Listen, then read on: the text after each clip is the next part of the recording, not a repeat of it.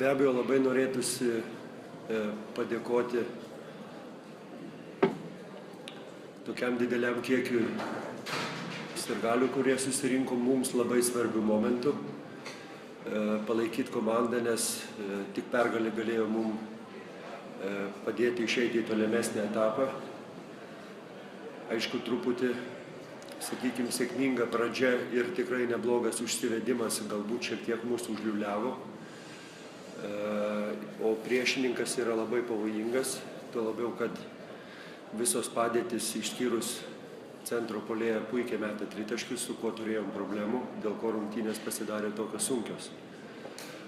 Norėčiau padėkoti taip pat žaidėjams, kurie galų gale vis tiek susikaupė rungtynių gale ir laimėjo rungtynės. Ir atskirai norėčiau padėkoti be abejo James Andersonui, kuris ant galo praktiškai vienas ištraukė mus į kitą etapą. Bet kadangi esam komanda ir krepšinis komandinė sporto šaka, tai sveikinu visus, kas palaiko Žalgirį su patekimu į kitą etapą. Ir jeigu kas nors sezono pradžioj būtų man pasiūlęs, kad iškritus Malikui Vainsui mes grupėje užimsim 3. vietą, būčiau pasirašęs iš karto.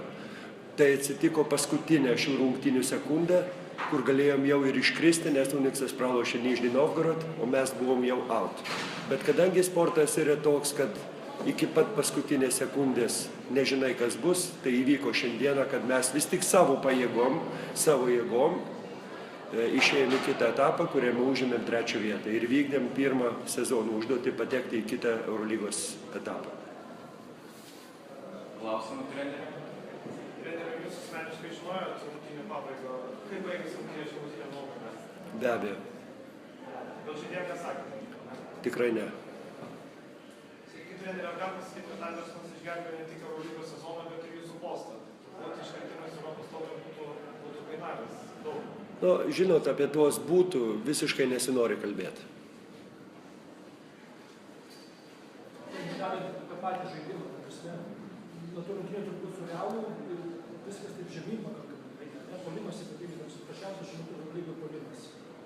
Kokia problema žaidimą? O jūs gal pasakykit, kada beje geriausia gynyba? Bet jeigu polimas prašiausias, tai irgi nieko gero.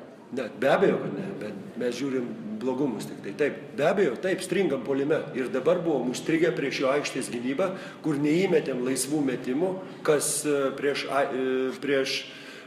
aikštės gynybą yra, na, tikrai labai skausminga. Aš galvoju, kad toks sniperis kaip Milaknis, ar ten kitas, kur Paulius laisvas išeina, tokius metimus vieną įmestų, ar antrą būtų lengviau, bet tai neįvyko ir be abejo, kad priešininkas darosi dar agresyvesnis ir turėjom problemų, taip.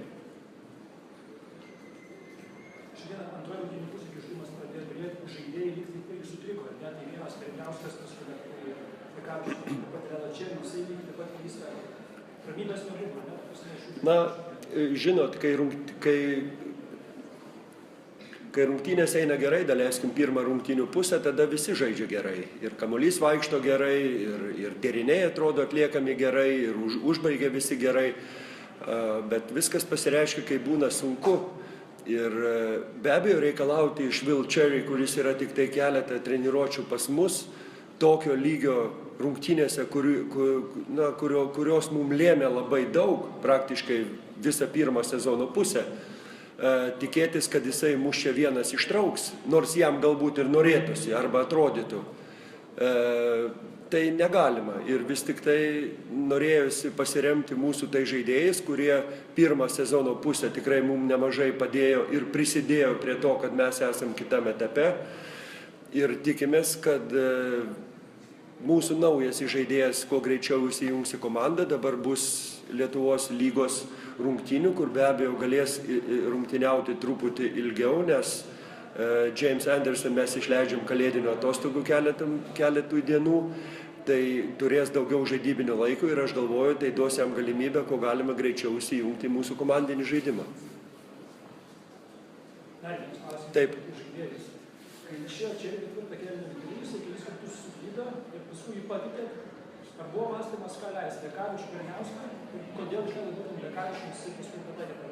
Labai svarbu vietimas. Dėl ko jisai išėjo, ne Kariniauskas?